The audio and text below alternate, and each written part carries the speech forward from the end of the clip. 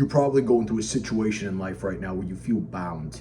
You feel like you're in a situation where you're helpless, you're hopeless, and there's no way out. You might be in a financial bind with somebody. You might have asked somebody for money and you can't pay them back.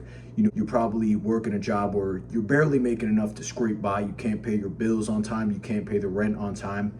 You're probably entombed by a whole bunch of debt, whole bunch of medical bills, car bills, and you're feeling like your life is over. You feel like there's nothing you can do to improve your situation and that things are just going to get worse.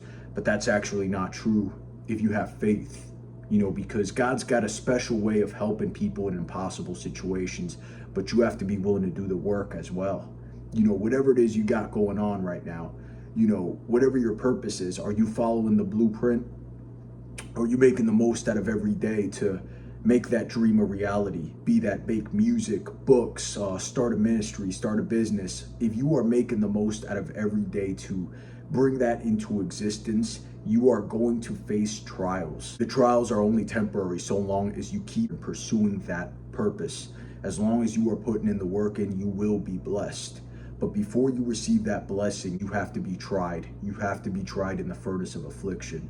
You probably have different character traits, negative habits that you have to let go of before you receive that blessing. Because if you were to receive it right now, you'd probably blow it.